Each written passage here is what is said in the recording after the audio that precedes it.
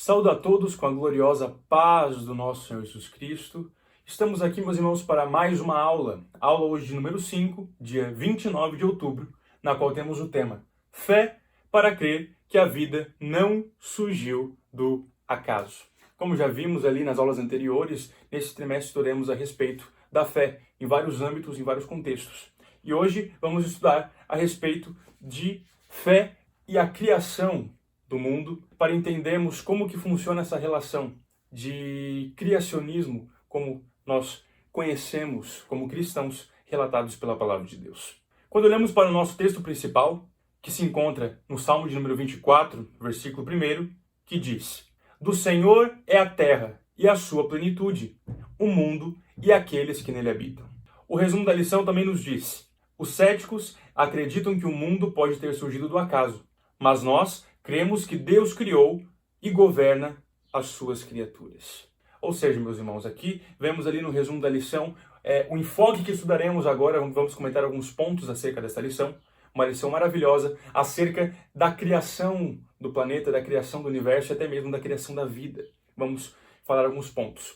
E vemos que a vida não surgiu do acaso, como o título da nossa lição nos diz, e vamos discorrer para entendermos que a vida não surgiu do acaso. A nossa lição se divide em 3 objetivos principais, sendo que o primeiro deles é explicar o que é o método científico, o segundo é destacar o apreciamento da ciência moderna e o terceiro é saber o que a Bíblia nos diz a respeito da origem de tudo que nós vemos à nossa volta, origem do universo, origem da vida. O texto bíblico, meus irmãos, se encontra ali em 2 lugares da nossa palavra de Deus. Se encontra em Salmos de número 33, versículo 6 ao versículo 9, e também a segunda referência de texto bíblico que nós temos para esta aula se encontra ali em Provérbios, no capítulo de número 8, do versículo 22 ao versículo 29. Eu queria ler, meus irmãos, somente a passagem do Salmo de número 33, que nos diz: Pela palavra do Senhor foram feitos os céus e todo o exército deles, pelo espírito da sua boca. Ele ajunta as águas do mar como no montão. Põe os abismos em tesouros. Tema toda a terra o Senhor. Temam-no todos os moradores do mundo. Porque ele falou, e tudo se fez. Mandou, e logo tudo apareceu. Meus irmãos, para um aprofundamento da nossa aula, seria bom para você, professor, que estará lecionando esta lição, ter ali um conhecimento a respeito dos primeiros capítulos do livro de Gênesis. Vemos ali os primeiros 2 capítulos que formam toda a criação do mundo, vemos a criação do ser humano, a formação da terra ali nos 6 dias da criação. Então, é interessante para você, professor, ler e compreender este capítulo, porque será bastante abordado dentro aqui do surgimento do universo, do surgimento da vida. Quando olhamos para o nosso primeiro tópico, vamos fazer algumas referências, citar alguns pontos importantes dessa lição. Dentro do primeiro tópico, que tem por título O Ensino Científico, se relaciona com o nosso primeiro objetivo, que é entendermos de fato o que é o ensino científico. Quando nós olhamos para a lição de número 4, o primeiro tópico da lição de número 4 explicava o que era o movimento racionalista. É um movimento, ali surgiu dentre a filosofia iluminista, depois ali de 1789, com a Revolução Francesa, e ali onde se expande a busca pela ciência, a busca pelo racionalismo, o pensamento racional, o pensamento da razão. Vemos que um dos maiores pensadores deste movimento era René Descartes, pai do método cartesiano indutivo de ensino, que nós vamos comentar aqui daqui a pouco sobre ele. Mas vemos que entendemos o que é o método científico. Então, o método científico, o nosso comentarista nos diz que ele é um conjunto de regras que formam etapas a serem seguidas para obter o conhecimento durante uma investigação científica. Ou seja, o método científico, ele serve para descobrirmos como as coisas funcionam e o porquê elas funcionam. Ou seja, a ciência, ela busca respostas. E o método científico, ele é o passo a passo para se chegar a essas respostas. Quando eu falei aqui sobre o método cartesiano de René Descartes, ele se fundamenta em 4 passos. Vemos o primeiro, uma indagativa, uma interrogação, uma questão, uma pergunta. Ou seja, por que aquilo funciona? O segundo ponto é o levantamento de hipóteses. Quando agora o cientista levanta hipóteses para tentar solucionar o porquê aquilo acontece. O terceiro é chamado de filtragem, ou até ali princípio da refutabilidade, onde todas as teorias levantadas são derrubadas ali, falsas, que não se aplicam à questão, à resposta àquela questão que foi levantada, de como funciona aquilo e o porquê funciona aquilo. E o quarto ponto é a chegada a uma síntese, a um resultado, na qual vemos ali que depois de todos esses passos, o cientista ele passa por todo esse espaço, e não somente o cientista, mas qualquer pessoa pode fazer o conhecimento científico, fazer o método científico, fazendo os passos para se chegar a uma síntese, a um resultado. Depois de tudo isso, muitos cientistas elaboram leis, como é o caso de Newton, leis da física, coisas que exatamente sempre se repetem. Entendemos o porquê das coisas. Vemos ali as leis de Newton, inércia, princípio da reação e reação. Então, temos todas essas leis fundamentadas no método científico. Então, o método científico é uma forma racional de entender como as coisas funcionam e por que elas funcionam. É interessante que o comentarista aqui, o pastor Eduardo Leandro Alves, quase no final aqui do primeiro subtópico, ele faz um comentário bem interessante. O crente entende e faz uso do método científico, mas nós não precisamos dele para crer que Deus criou e formou os céus e a terra pelo poder da sua palavra. Ou seja, o crente, o jovem crente, ele pode fazer uso do método científico. Ele pode entender como as coisas funcionam. Paulo, vemos ali em 1 Coríntios 15:41, que Paulo ele exercita a busca pelo saber, o entender, o compreender das coisas. Mas vemos também que o crente ele não pode viver baseado pela sua vista. Quando olhamos para o escritor aos Hebreus, no capítulo de número 10, no versículo 38, o escritor aos Hebreus nos relata que o justo, ele vive pela fé, ele não vive pela vista. Ou seja, tudo aquilo que nós podemos ver, Paulo relata em 2 Coríntios, capítulo 4, versículo 17 e versículo 18, que tudo aquilo que nós vemos é passageiro, mas aquilo que nós não vemos é eterno. Ou seja, a nossa fé não está baseada somente no que nós podemos ver. Está baseado naquilo que nós não conseguimos ver, mas nós temos a certeza e a convicção pela palavra de Deus. Como o comentarista fala aqui do Gênesis no capítulo 1. Todo o relato da formação e da criação do planeta. Ou seja, não precisamos de evidências científicas para comprovar que o mundo foi feito desta maneira. Nós cremos pela fé, pelo relato da palavra que nos foi dada, que nos foi revelada. Cremos que Deus criou o mundo e não simplesmente tudo veio de um acaso. Ou seja, quando olhamos para as duas maiores teorias que abrangem o nosso mundo hoje, moderno, sobre a criação e o surgimento da vida, olhamos para duas vertentes. Até uma terceira vertente que se surge da década de 70 para cá, 1970, até os dias atuais. Mas vemos ali o criacionismo e o evolucionismo. O criacionismo crê que Deus ele criou o planeta, crê conforme a Bíblia relata. Mas o evolucionismo, por outro lado, por muitos, ele nem pode ser contestado como uma verdade científica. Mas, na verdade, vemos que são teorias. E certo que quando você olha para o criacionismo e o evolucionismo com dois pontos de teorias, vemos que não se pode afirmar que o evolucionismo está correto. Mas nós cremos que o criacionismo está correto porque nós cremos pela fé nos relatos que foram nos descritos na palavra. Nós temos essa convicção. Ou seja, e tem um terceiro ponto em que existe o evolucionismo teísta. Mas o que seria o evolucionismo teísta? O evolucionismo teísta seria meio que o termo do meio, entre um e entre outro, entre o criacionismo e entre o evolucionismo. Seria ali uma tentativa de se unir o criacionismo com o evolucionismo, o que de fato não dá certo, porque vemos que um anula o outro, um tira Deus da equação e outro diz que Deus formou todas as coisas, como um design inteligente. Ele que desenhou e arquitetou tudo do planeta e não somente as coisas foram surgindo do nada, surgindo de um acaso, como vamos ver mais à frente com o vácuo quântico, uma teoria evolucionista. Ou seja, essa teoria diz que o evolucionismo aconteceu, mas porque Deus o quis.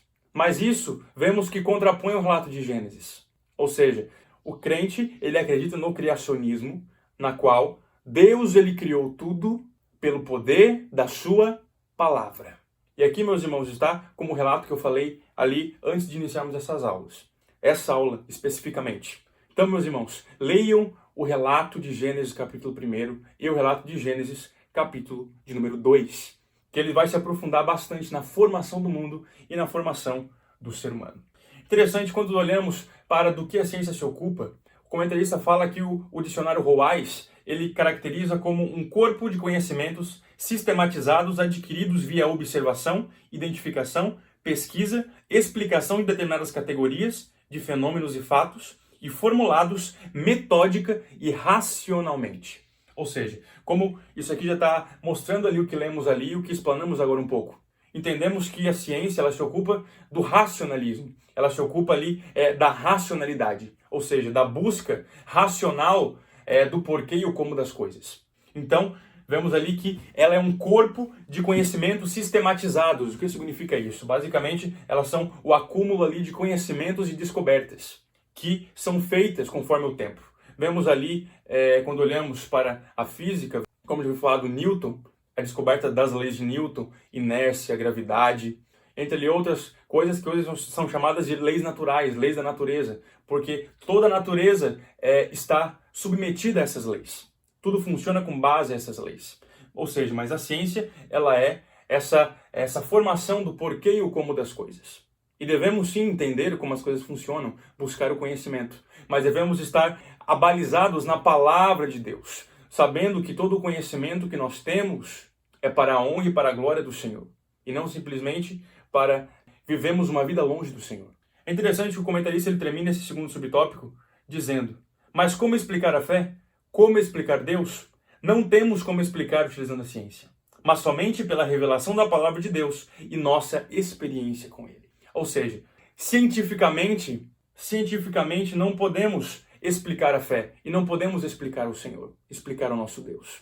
O Senhor, nós podemos nos aproximar dele mediante um relacionamento. Podemos compreender mais do Senhor quando nós o buscamos, quando nós oramos, quando nós jejuamos, quando nós nos consagramos à sua presença. É somente por meio desse modo, leitura da palavra, que nós podemos nos achegar próximo do Senhor. É interessante quando estudamos aqui a lição de número 2, que fala que a Bíblia ela é a palavra de Deus e fé para crer que ela é a palavra de Deus, é muitas vezes por meio de um livro que nós conhecemos os pensamentos, que nós conhecemos toda ali a formação do seu autor.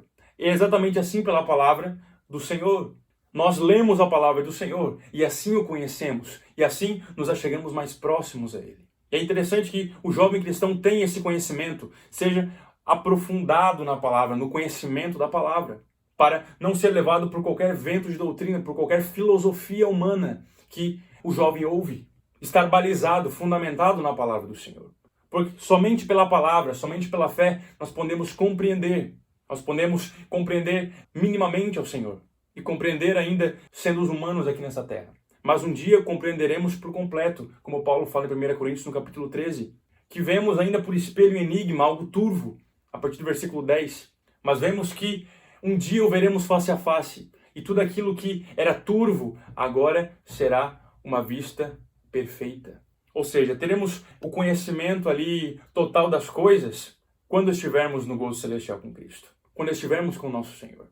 Até lá, nós devemos buscar estar aprofundados nessa palavra. É interessante que o terceiro subtópico do primeiro tópico, ele vai falar sobre criar e manter. A Bíblia afirma que Deus mantém todas as coisas no seu devido lugar. Ele não apenas criou, mas também zela pela segurança da criação. Meus irmãos, olha que maravilhoso. Saber que Deus, Ele criou, e não somente Ele criou, mas Ele também zela, Ele também nos sustenta, como Hebreus no capítulo 1 e no versículo 3, vai nos dizer que Ele sustenta todas as coisas pela palavra do seu poder. Tem uma teoria de Spinoza, um grande cientista, em que ele vai discorrer que Deus, se Deus ele existe, se Deus mesmo ele criou o mundo, então ele simplesmente criou os seres humanos e deixou eles ao acaso. Ou seja, toda a nossa vida não tem propósito, não tem motivo, simplesmente fomos sujeitos meros a uma criação. E Deus nos deixou ao acaso. Mas na verdade, a palavra de Deus relata que o Senhor lhe firmou a terra, e do Senhor é a terra e a sua plenitude, o mundo e aqueles que nele habitam, como nós lemos ali na nossa leitura principal, no Salmo de número 24. Temos o conhecimento que o Senhor não somente criou, mas Ele sustenta todas as coisas pela palavra do seu poder. Temos a convicção de que o Senhor não nos abandonou. Nós estamos fundamentados na palavra de Deus, no conhecimento de Cristo. O Senhor não nos abandonou. Ele cuida e zela por cada um de nós. Meus irmãos, quando vamos aqui para o segundo tópico, que tem por título o surgimento da ciência, Vamos pontuar alguns pontos aqui a respeito sobre o surgimento da ciência. Quando olhamos ali para todo o processo de evolução da ciência, podemos dizer que a busca pelo conhecimento científico inicia-se ali por volta de 1500, com Copérnico, ali Galileu Galilei, a busca pela astronomia, e todos ali o avanço da ciência, conforme nós estudamos, até na escola nós estudamos, o Renascimento, o movimento renascentista. Os cientistas rompem agora com a igreja, eles rompem com tudo ali os dogmas da igreja e buscam ali não somente as respostas porque Deus quis ou porque a igreja diz que é aquilo, não, mas eles buscam ali a ciência, o porquê das coisas e como elas funcionam. Vemos ali que o Senhor criou todas as coisas. Entretanto, o comentarista vai dizer que ele não foi criado, ele não tem um princípio ou um fim. Ou seja, a ciência, ela começou a avançar ali desde o século XV, XVI, até os dias atuais, onde a ciência está bem avançada. Como vemos ali, como uma prova até de Jesus, ele falou, né, que nos últimos dias ali a ciência se multiplicaria. E hoje, de fato, até quando vejo uma notícia, vê alguma coisa, você vê que você fica abismado com até onde a ciência chegou. Nanotecnologia e tendo as outras tecnologias hoje que a gente olha assim e pensa que jamais conseguiriam existir. Mas isso é uma palavra de Deus que a ciência se multiplicaria. E a ciência moderna se caracteriza nisso, pela busca desse conhecimento científico, como nós já vimos agora no primeiro tópico, e o porquê das coisas, a busca do porquê das coisas. Entretanto, meus irmãos, sabemos que o Senhor é quem formou a ciência. O Senhor é dono de tudo. O Senhor é o nosso dono. Ele criou o planeta, Ele criou os astros celestes, Ele criou nós, a sua imagem e semelhança, nos coroou de glória, nos coroou de honra, conforme nos diz o Salmo de número 8. Sabemos que Ele que nos criou, Ele que nos formou. E por mais que a ciência moderna ela queira explicar o porquê e o como das coisas, a ciência é passageira. C.S. Lewis ele fala uma coisa bem interessante. Não podemos estar balizados na ciência. Por quê? Porque a ciência ela se altera, ela muda muito. Ela se altera muito. Ou seja, hoje um cientista faz uma descoberta, mas amanhã vemos que não é exatamente desse jeito. Vemos isso com Gregor Mendel, estudo de genética, para quem estuda biologia. Vemos ali que Gregor Mendel, ele faz ali os experimentos com ervilhas sobre as gerações através da genética. Vemos ali que o primeiro modo, as primeiras leis dele, não eram exatamente assim como se foi descoberto a partir da década de 50, a partir da década de 60, quando foi estudado na profundidade a genética. Ou seja, vemos que a ciência ela se altera, a ciência ela vai se modernizando, novas descobertas vão surgindo. Mas quando olhamos para a palavra de Deus, vemos que a palavra de Deus é imutável. Jesus, em Mateus capítulo 24, no versículo 35, Jesus ele fala uma palavra bem interessante que ele diz que passarão os céus e a terra, mas as suas palavras não passarão. Ou seja, pode passar os dias, pode passar os anos, mas esta palavra, a palavra de Deus, ela é imutável, ela não se altera. A ciência ela se altera, mas o Senhor, ele não se altera. Quando olhamos agora para o segundo subtópico, é interessante que fala assim, podemos acreditar na Bíblia e na ciência ao mesmo tempo? E de fato, nós podemos acreditar na Bíblia e na ciência ao mesmo tempo. Só que devemos entender que não podemos nos basear a nossa vida na ciência. A nossa vida está balizada na palavra de Deus. Cremos que o Senhor criou o planeta, cremos que o Senhor criou tudo, que criou a todos nós. E sabemos que o Senhor é quem nos sustenta, como nós já vimos. Sabemos que a ciência ela pode explicar o porquê e o como das coisas. O crente ele pode fazer uso da ciência, pode crer na ciência e também na palavra de Deus ao mesmo tempo. Com toda certeza ele pode. Há a busca pelo conhecimento. E é bom o conhecer, o saber o porquê das coisas, ter conhecimento. Mas devemos saber que tudo aquilo que difere da palavra de Deus, não podemos tomar como verdade. Porque a nossa vida, todo o nosso conhecimento não está baseado na ciência. Está fundamentado na palavra. Podemos conhecer a ciência, conhecer as coisas, mas devemos saber que o principal é a palavra de Deus. E tudo aquilo que difere da palavra de Deus não pode ser considerado como algo verídico, pois difere de tudo aquilo que o Senhor exatamente o fez, mediante o relato da sua palavra. Como as teorias evolucionistas, como até vemos a teoria ali da biologia, a biogênese, conforme pode ocorrer o surgimento de vida, de não vida, que na verdade a palavra de Deus nos relata que não. É o Senhor quem dá a vida, é o Senhor quem a tira. A teoria da biogênese diz que pode existir vida de onde não existia vida. Ou seja, vida poderia surgir do nada. Mas a verdade não é assim que funciona quando nós olhamos para a palavra de Deus. E o terceiro subtópico, ele tem por título a leitura científica e a Bíblia. O comentarista fala que a Bíblia não é um tratado científico. Entretanto, nela, em especial no livro de Gênesis, encontramos a explicação para o princípio do universo, da terra, das pessoas, do pecado e do plano de salvação divinos. Ou seja, entendemos ali, quando olhamos para Gênesis no capítulo 1, Gênesis no capítulo 2 ali, vemos ali o processo de formação da terra, o processo de formação ali do ser humano, como os animais foram criados, como a nossa atmosfera foi criada, conforme tudo foi criado. Devemos saber que a leitura científica é diferente da Bíblia Sagrada. A Bíblia, ela não é um livro científico, onde tudo ali se comprova racionalmente. Dentro da palavra de Deus, sabemos coisas, há muitas coisas que não nos são reveladas. Por isso olhamos para ali, quando Moisés escreve em Deuteronômio 29, vemos ali que o Senhor fala que as coisas que estão reveladas são para nós, mas as coisas que estão encobertas são para o Senhor.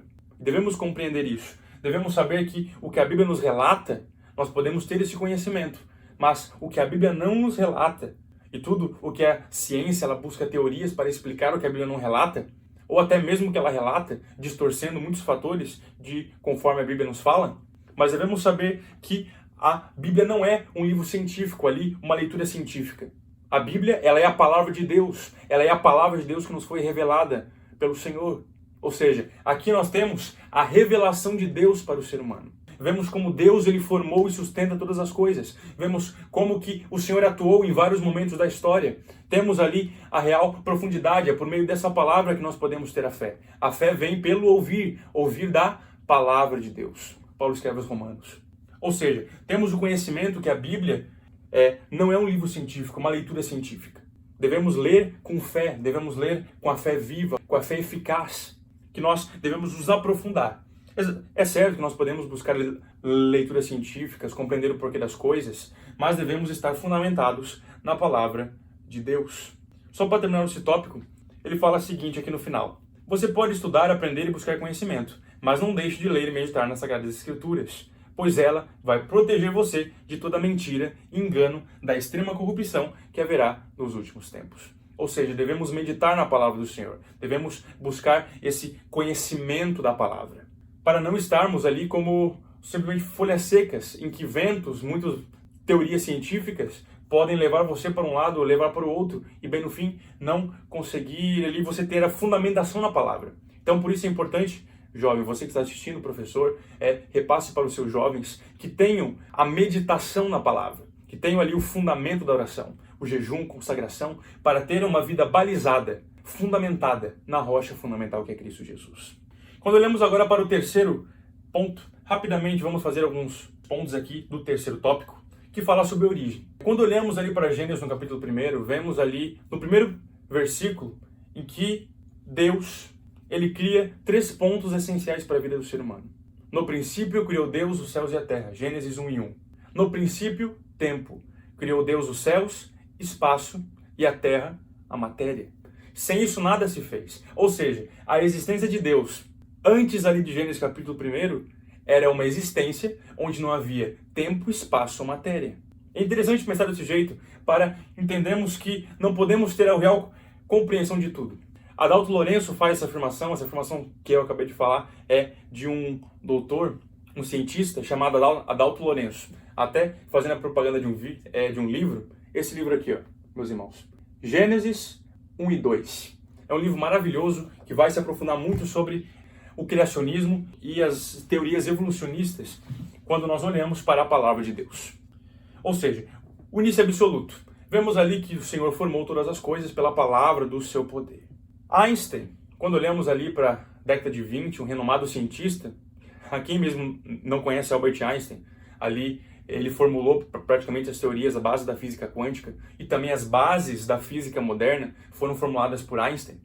Vemos ali que Einstein ele reconheceu que há a presença no universo de um poder racional superior. Quando olhamos para o Salmo de número 19, interessante, que vai dizer que os céus manifestam a glória do Senhor. Um dia faz declaração outro dia. E devemos saber que o Senhor, ele é manifesto na sua criação. Deus, ele criou tudo, ele iniciou tudo. Nós vivemos porque ele nos sustenta.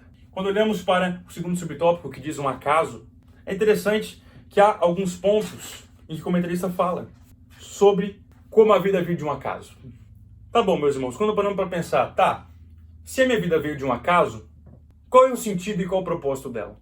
Quando pensamos que uma vida veio de um acaso, se algo veio do nada, então, teoricamente, estamos dizendo que não temos um sentido de vida e também não temos um propósito nessa terra.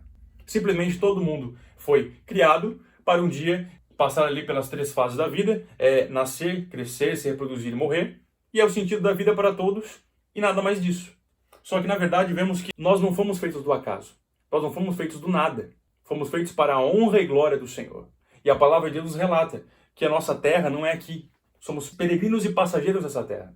A nossa morada celestial, onde um dia estaremos com Cristo, se nós ficarmos balizados e fundamentados nesta palavra. Ou seja, não viemos de um acaso.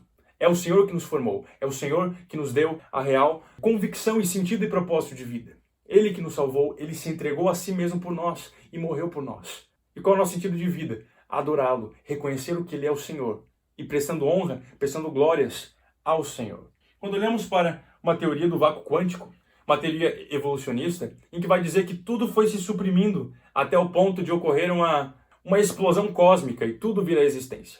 Mas na verdade não foi isso que aconteceu. Quando pensamos em razão, é muito mais racional pensar que um ser superior criou o planeta, criou a nossa vida, do que pensar que somente somos frutos de uma explosão cósmica. Podemos, pela palavra de Deus, reconhecer que não fomos feitos do acaso. Não fomos feitos do nada. Fomos feitos para a honra e para a glória do Senhor.